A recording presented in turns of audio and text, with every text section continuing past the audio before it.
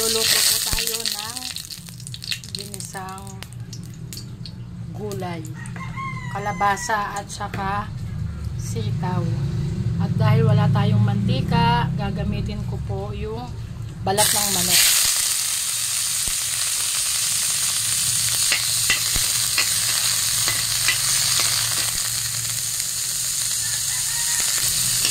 Yan po yung balat ng manok na tinanggal ko doon sa aking mga pitso na ginawang tocino at breaded chicken fillet.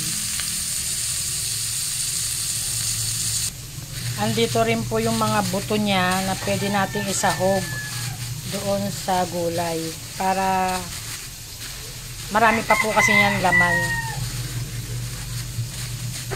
At yung buto pagkatapos ay mga butong maninipis lang, pwedeng pampakain sa mga alaga.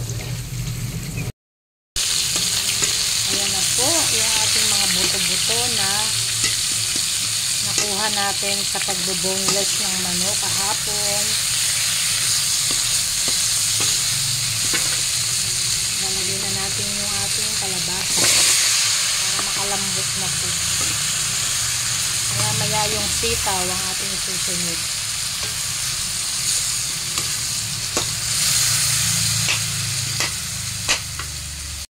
Nilagay na rin natin yung sitaw para po mailagay ko na rin yung yung tubig ng pangalawang gata. Hindi ko po siya lalagyan ng gata. Yung pangalawang gata lang ang ilalagay ko. At nire-reserve ko po yung aking gata. Ayos na po yun. Kami lang naman. Parang ginisang gulay lang.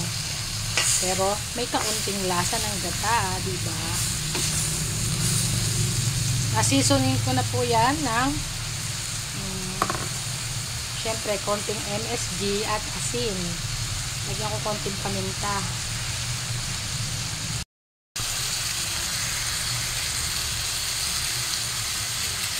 Lalagyan ko rin siya ng isang siling labuyo.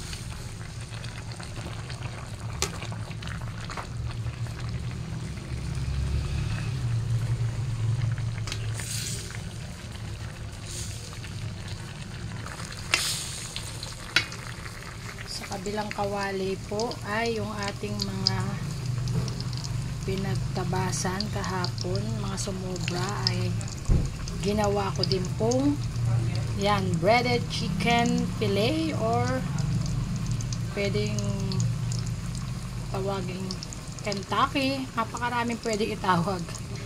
Yan ang ating lunch for today.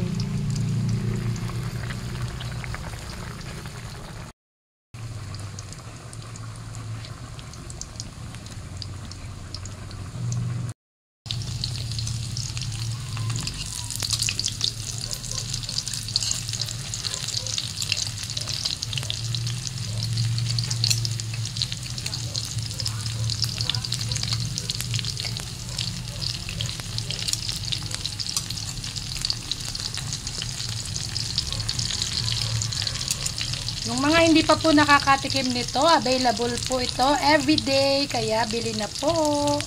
Napakasarap po niyan. At ang lalaki pa ng kanyang serving. Yung kanyang pagkaka-slice ng chicken, talagang sa isang piraso lang, sulit na. Para kayong umorder nun sa isang kainan. Worth 150 na yon sa kainan, pero yon dito hindi lang ikaw ang makakakain, pati kasama mo sa bahay.